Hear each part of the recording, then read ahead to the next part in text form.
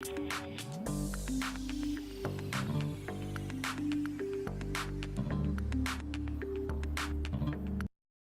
I ain't no Albert Einstein, but I feel that something's wrong.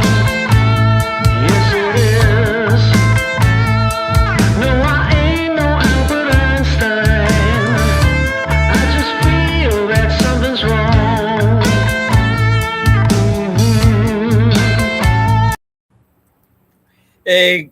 Good afternoon, guys. Uh, just usually I don't speak on, guest speakers on 2 o'clock because most of the people are busy. So, good morning. But anyway, good afternoon. This is Ramana Medbricks webcast. I'm no Albert Einstein, but I'm a host of the webcast. My name is Ramana Anamaraju, as you saw. So, we had a on guest, Dr. Marian Moss. She's really a, um, kind of a your trailblazer in the physician world. She's trying to propagate that they're disrupting the supply chain. How do you disrupt supply chain and save money for patients? It's a very novel, great idea, great insight into the healthcare fraud, healthcare waste. Really, but unfortunately, she could not able to make it today. She had an emergency. That's why I prefer to speak with the doctors in the evening time or in the night time rather than in daytime. But anyway, she had an emergency. She sent a short video. I'm going to play. My deep regrets to the MedBricks community. I did have a work-related emergency come up, and I am unable to appear on the show today. I do hope to come back next week at the same time as planned this week. I greatly regret that I had to do this at the last moment. Please accept my apologies, and I really look forward to coming back next week to discuss some of the problems in the United States and our medical supply chain. Have a great day. Thank you so much. Thank you, Marian. Actually, it's a supply chain. More I understand it, really very insightful how the money is wasted and then how patients are paying for the cost of the supply chain. Definitely, she's worth listening to next week. We will adjust the time. I will announce it a little bit earlier, and I'll let you know. Most likely, we'll see the best time for all of us. But anyway, as I announced it, I don't want to change any plans. So I'm going to present to the Richard Feynman, quantum biology and physics. So, I'm, you see the scene is not a nighttime, daytime year round. so, um, so it is a challenging. But anyway, let me present to the um, Richard Feynman's world. So I'm going to quickly do that, and then we can play that out today at 9 p.m. again. But it's a lot of noise. I see. Let me know. Richard Feynman is a very colorful personality. He used to go to in Pasadena. He used to work in Caltech. Located near Pasadena. So he used to go to he was born in 1918 and died in 1988. So he used to go to a club called Gianni in strip club in Pasadena. Um, so he's a very regular figure there. Then he never drank. Actually, he never drinks. But he used to take Diet Coke or something Coke. But that regular sodas, but not anything. But he was fascinated by women, and he always he always used to go there. But one of the things that he did was he was writing on the drink mats a lot of equations, a lot of diagrams, and everything he's doing. So so so there's pictures of Gianni Club. In drink mats, he wrote a lot of equations. So they sold it for they went for auction $5 million. Think about that, guys. If you and me write on anything on napkin, only thing is goes the dustbin is the only one place. But he sold his drink match for $5 million and went into auction. Richard Feynman's. Now, if you he's so popular. Uh, so Richard Feynman, I'm going to talk about. He is a very celebrated theoretical physicist. He's a celebrated theoretical physicist. If you see uh, if you see a lot of the shows, the Big Bang Theory, his name was quite mentioned in the Big Bang Theory. It is a Feynman lectures are very well known. And one of them is my favorite is one of gravitation. He make it extremely simple. He's my mentor in that sense. He makes the science easier to understand. That's one of his uh, traits. One of the great traits of him is explain the science to the even common man. That is that he loves it. That is Feynman lectures are one of the best you can see. They're available online. If you're a physics student, they're great work. So so a lot of doctors, I show you how the so if you have a CAT scan, X-rays or comes out, and then the equipment produces the CAT scan equipment produces X-rays, and they come on the shadow on the body, and they fall on the body, and then they gives a shadow that is a visible. You can see the chest X-ray right there. PET CT scan is different a little bit. It works on a different mechanism. It works at gamma rays. It produces a positron emission tomography. Is called. It goes inside the brain and it produces a positron and produces the gamma rays. So all are light waves. People think there is something. They're all different. Actually, they're all photons. The only difference is the way the wave, the frequency, the wavelength between them is different. For example, gamma rays is the highest wave, is the smallest wavelength on the right side on the picture you see. Visible spectrum in the middle. On the left side is a microwave radiation where you cook, and the infrared is a cook food. So heat, infrared is heat. So these are the same photons, the way they vibrate. That is the only difference. They're all light waves basically. So that is you need to think about all the radiations are light waves. They are nothing but light with a different wavelengths. Easy to understand. This is not a physics I'm teaching. I'm teaching to the medical people, doctors and stuff. So it make it easier to understand. So how does it work? So if you have an X-ray, there's a tungsten elements there in the element. There is atoms in the tungsten elements in the filament. In the filament, there is atoms inside. When you heat it up, because you put a battery or voltage, it heats up. When it heats up, it produces resistance and kicks out the electrons from one orbit to the other orbit. When the electrons move from one orbit to other orbit, in some cases, it emits a radiation. It emits light waves sometimes. It waves the light you see. You work in the nighttime. That is also electrons kicking out from the orbit to other orbits. But it also produces the gamma rays. It produces X-rays, because the amount of the amount of the bump from X-ray from one orbit to the other orbit, the amount of the radiation comes out of it, because the amount of heat you give it to the tungsten filament, that takes it, and then it depends on the energy it gets it, and then it produces the radiation it's light waves. They are gamma rays. Now, the more energy you give, more the energy comes out is the gamma rays. That is where you use in gamma in cancer radiation treatment, and also in the positron emission tomography is possible.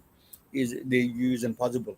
So visible spectrum is a very small in the when photon vibrates, we only see a particular vibrations we can see of the photon. That is a 400 to 700 nanometers of wavelength. X-rays are 0.01. Think about that. It's a huge difference between X-rays and visible light. Wavelength is 0.01 nanometers to 10 nanometers is the X-rays. So as you know, so the only visible spectrum is very small. So these are all light waves. Remember, that is, people get confused about it. Even when I was studying in physics, it was a big confusion to me. They're all light waves with different frequencies. That's all. All of them are radiation. So matter produces radiation.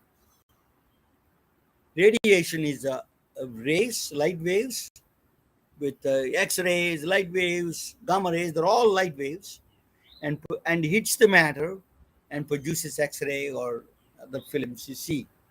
That is the mechanism. Why I'm saying all of this, I'm going to explain to you in a second. So when that, so if you see the matter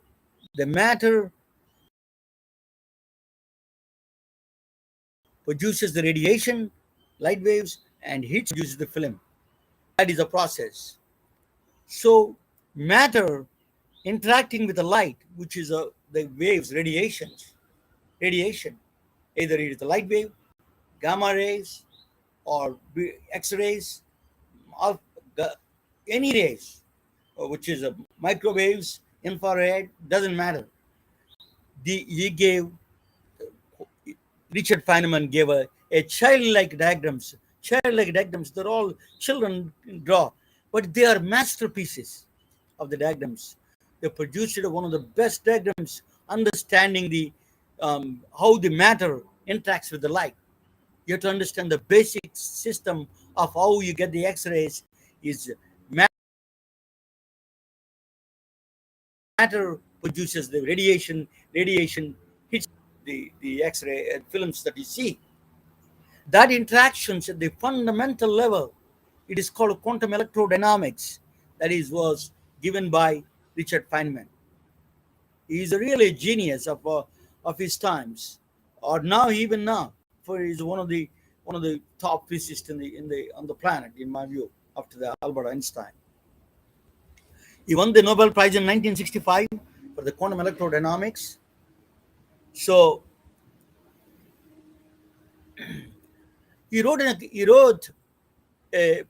has written several books. One of the books is Quantum and the Computers. Feynman wrote several books on the computers. He's one of the computers people think IT people did that. No, the physics people did that, guys. So I'm bringing back science and medicine back to the front lines.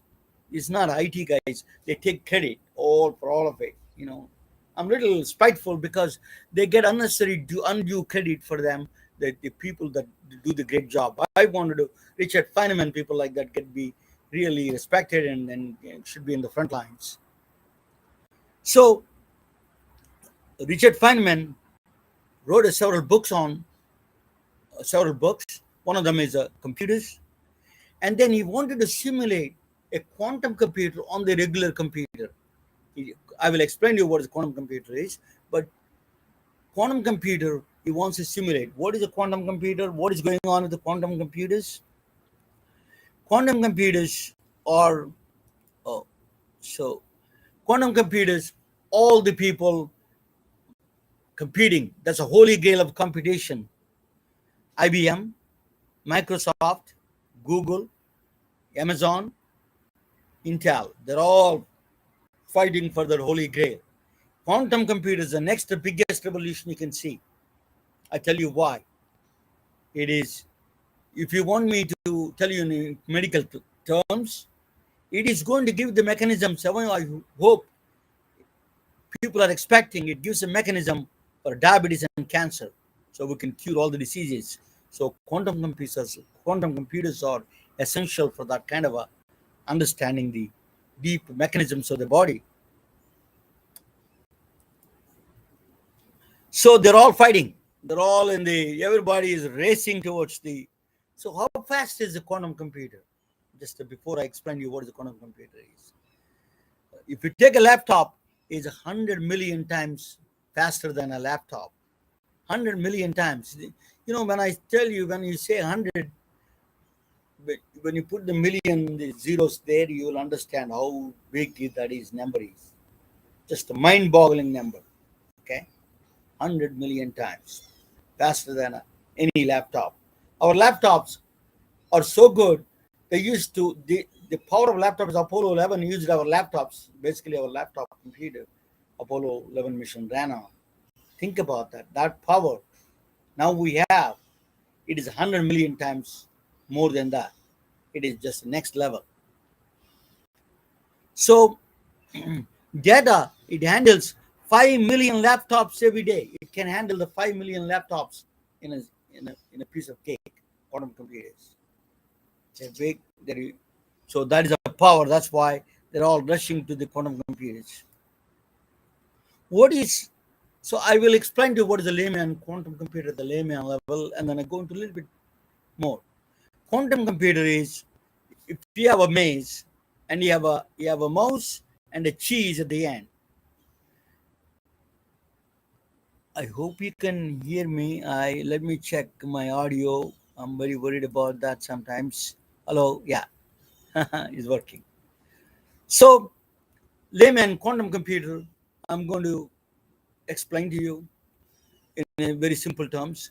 If you have a cheese at the end of the maze, what is a mouse does? It goes keep on trials and errors. It goes, hits the wall, come back, and try again. That is a series of steps it does. That is what the classical computers do, the series of steps, one by. But in the quantum computer, when the mouse transferred into quantum system, it splits into a ghost mouse. Yeah, I'm going to use a ghost. It it it becomes several ghosts actually, and then travel all possible paths to the cheese at one time and fix that shortest distance, come back in time and go. Think about that. So that is a layman's quantum computer description. So a mouse splits into the ghost mouse, several ghost mouses, and travel all possible paths to the cheese one time and see which one working, come back and fix that and go back and get in short distance, go back in time and fix his time. So you saved the time, you got the cheese fastest. That is a quantum computer, the lowest, very very simple terms explain. I'm going to explain a little bit more about quantum computers. One thing, when people say quantum physics, quantum computers, you have to remember one thing. It is called superposition. I will explain to you what superposition is. Superposition is a concept. Whenever anybody says quantum, you need to think about superposition and entanglement, but entanglement is related to superposition. I will tell you what superposition is. You have a shoes, you're about to go to work, and your mischievous kid put two shoes in two different boxes and closed it. And then you go there, oh God, you get upset with your kids, but what can you do? You love him. So you go to my son used to do that all the times. I know exactly what that means. So you open a box, that is the left shoe is there. The two boxes, the kid put in the two different boxes. So when you open the first box, there is a left shoe, automatically the other box has a right shoe. That is an automatic. That is not a superposition. That is a correlation. Superposition is a more trickier than that. I tell you what that is. The will not even know whether it has a left side shoe or right side shoe it has. It has left shoe or right shoe, it doesn't even know. Even universe doesn't know. That is a funny part. That's the strange and funny part of the quantum physics is that until you open the box, it assumes at the last second. When you open it, it assumes either left shoe or right shoe. Until that, it doesn't know whether right shoe or left shoe, or both shoes are present at the same time. That's a very counterintuitive idea, but it is what it is, quantum physics. It is proven beyond the doubt. It is proven experimentally that it happens. So it's a proven, beyond the doubt, experimentally proven that in the last second, with the moment you open it, it assumes one of the positions, either left shoe or right shoe. Then you know the other one is automatically the other shoe. That is a quantum entanglement. Entanglement happens there. So superposition is a very trickier than just correlation. So remember that is the last until last minute, the universe doesn't know which left shoe or right shoe. When the moment you open the box, universe picks up one of the shoes and then shows up. That is the big concept behind the superposition and quantum entanglement. So they're entangled because you open the left side box, even the other box is on the other side of the universe. It is a right shoe. You know that already. It can be Alpha Centauri, another star, but you will know immediately that is the right shoe. That is a quantum entanglement. But entanglement is not the information that you're sending back and forth. Basically, it's a correlation. It's a very strange kind of correlation. Okay, that is last minute correlation. That is last second correlation. That is. So quantum the quantum. What is the difference between a classical computer and a quantum computer? In the classical computer, there is a clear bits 0 and 1, 1 and 0, or the clear marks. Either the chip is either gates, either 0, off button, on button. That's it. 2 buttons. In the quantum computers, they're all mixed up. 0 and 1 are on the superposition. They until you observe it, it doesn't assume any one of the positions. It has a both 0 and 1 same time. That's called a qubit. Okay, it has a both 0 and 1 same time. It is a qubit. It's called. So classical computer is different. Suppose you have a light switch. You need to tell them you need to turn off and turn on. Until that, you don't know that switch is working or not. You need to do 2 actions. In the superposition, very strange. The light switch, you don't have to do 2 positions. 1 position will tell you what things about it. That is a funny and counterintuitive idea of quantum physics. Superposition, qubit. So you don't need to turn on and turn off both. You need to check whether the light is working or not. It just 1 position will tell you, in superposition can tell you whether the light is working or not. That's the great thing about the quantum computers. So what is a quantum computer going to do in healthcare? One of the things that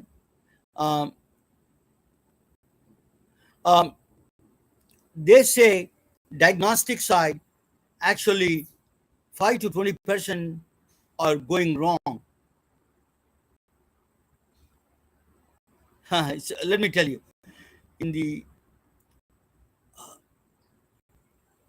the 5 to 20% are, that's IBM analysis of the IBM of quantum computers analysis on healthcare is 5 to 20% is not correct. Biomarkers are wrong.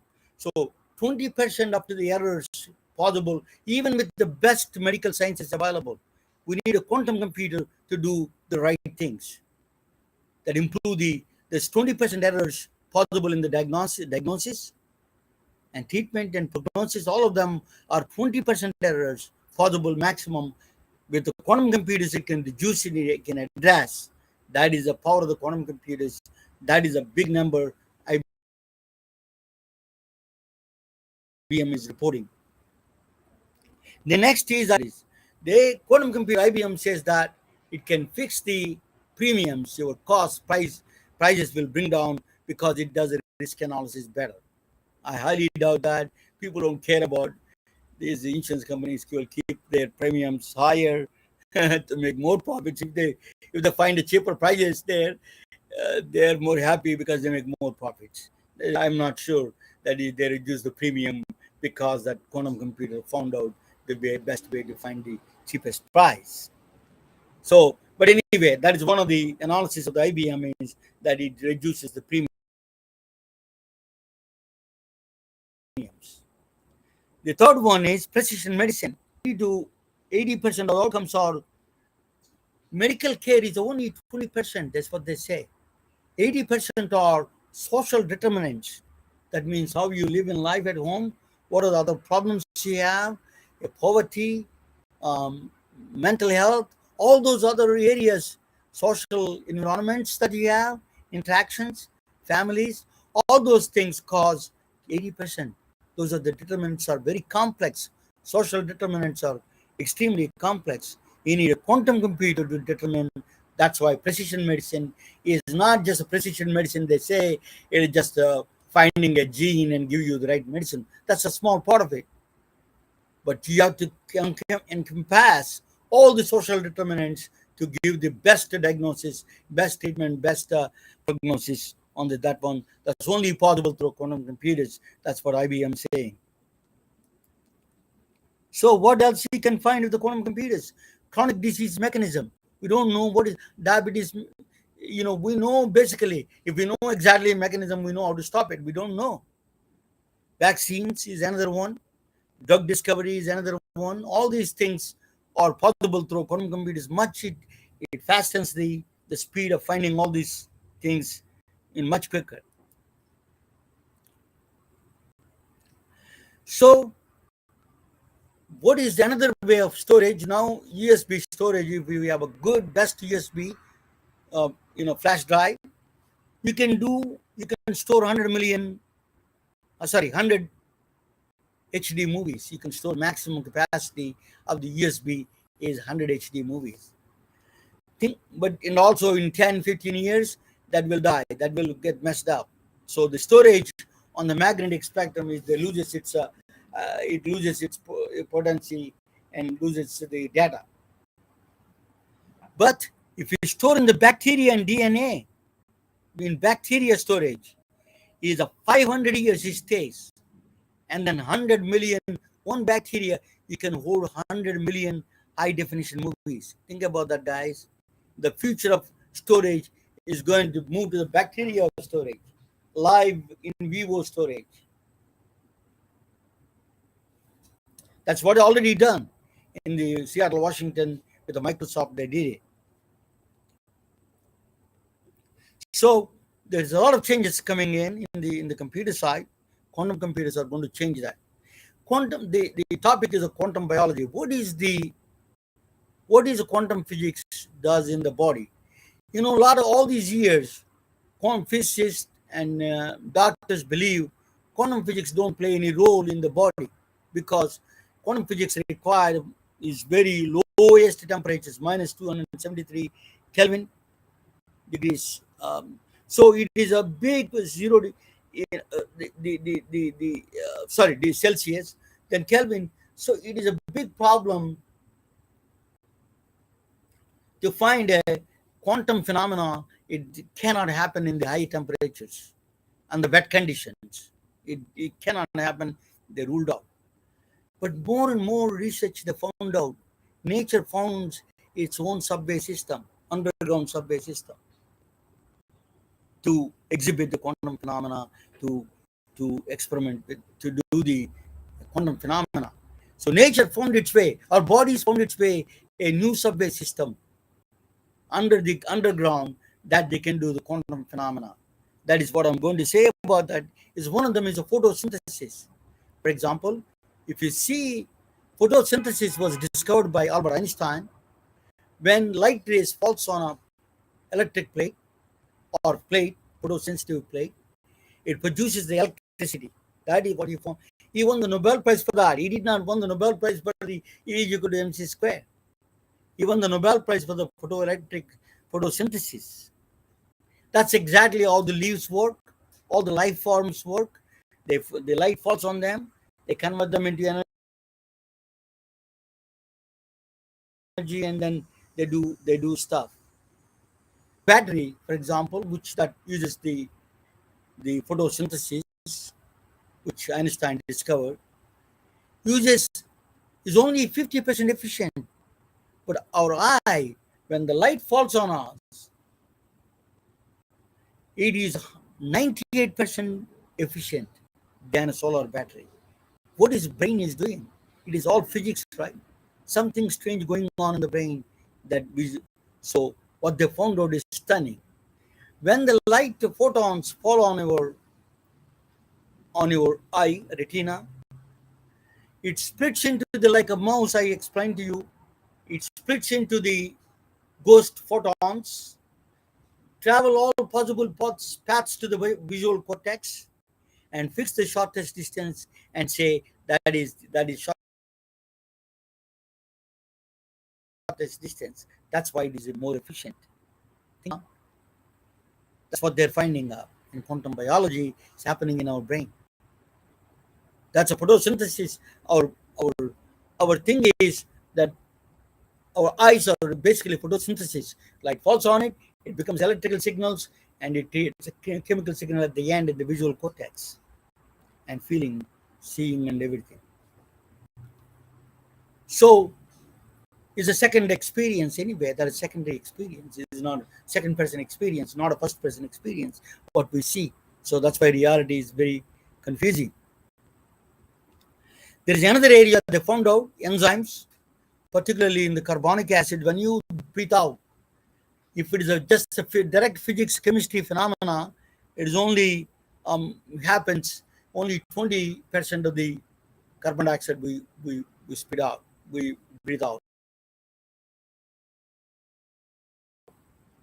But without enzymes, quantum phenomena, that enzymes create that faster mechanism, they're catalysts. But here, enzymes, what they do is that they jump quantum tunneling, they in particular situations, they do enzymes exhibit a quantum phenomena from a lower potential to higher potential, lower energy to higher energy. That's possible through quantum phenomena. That is strange, but it's a counterintuitive thought, but it happens. It's like water going from bottom to the top. You always see water falling from top to bottom, but here is the bottom to the top, the quantum phenomena, you know. So that is where in nature found its own subway system to express area is a smell. The quantum smell is very interesting. Northern Italian, the Italian wines, between northern Italian wines, southern Italian wines. You know, I'm not a wine expert. I don't drink wine. Drink vodka before, but not anymore. I'm a vodka guy, not a wine guy. But no more. I'm quit all those things, waste of time and money. But I'm done with all of that. But northern Italy and southern Italy, don't say unless you're expert, you're master of it. But even that is not possible. According to the chemistry, there is only 400 receptors in the nose. Then we can recognize, humans can recognize up to 10,000 smells. The chemistry is not matching up there. So there is something going on at the quantum level they found out. A quantum tunneling creates another 9,600 receptors. It simulates the 9,600 receptors. That's why we can see so much smell. Smell is one of the longest memories you can think. You know, I used to eat in a small village in India. Indian food is called idli and chutney. That chutney, I ate after 40 years, I remember that smell. So smell is a very powerful phenomena. You can recognize. So that is one of the quantum phenomena they're ascribing to the quantum phenomena. So quantum biology happens in the body. Even the birds' navigation to the, English robin goes to migrate 1,200 miles and come back. How do they know the GPS? They don't have GPS. They have internal GPS through quantum phenomena. They use electromagnetic radiation with the quantum tunneling. They navigate it themselves. That's what they found out. It is the strangest thing. There's a lot of research going on, but it's a very tantalizing phenomena. These are all. So when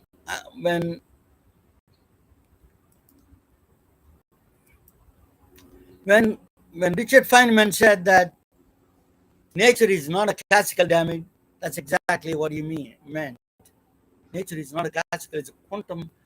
We only see classical part, but it's nature as embedded with all the quantum phenomena. Quantum is always exhibit there. So that's why Richard Feynman is a genius, understood long time ago that the understanding the power of quantum computers, quantum biology, quantum physics, all of them is a genius of any times, of timeless, ageless hero, a timeless hero for all physicists, definitely for the rest of the world also. So I have you know, I need to support it. You can buy the Richard Feynman T-shirts or scrubs, or you can find the cups on on the website Amazon or the Etsy. You can buy on Amazon or Etsy. So you can go to ramana.com, dailywearformedicine.com. There is a tab called Daily Wear for STEM. If you click on that, you please promote the one. We need your help. We need your help. But that's why. Thank you for listening. I'm going to 1 second. I am playing this thing. Thank you. I'm truly honored to have you all. Sorry that Marian could not able to make it. I hope she makes it next time. She has a very interesting things to say. We should listen. So, bye. We are retelling their stories through our patented designs that can be worn on scrubs, t-shirts, printed on conference bags, and endless other promotional materials. Daily Wear for Medicine is the first ever of its kind to create curiosity in medicine through visual art. We at MedBricks are celebrating unsung heroes of the past who made enormous contributions to the field of medicine through our unique campaign called Daily Wear for Medicine. You can wear it, carry it, and give it.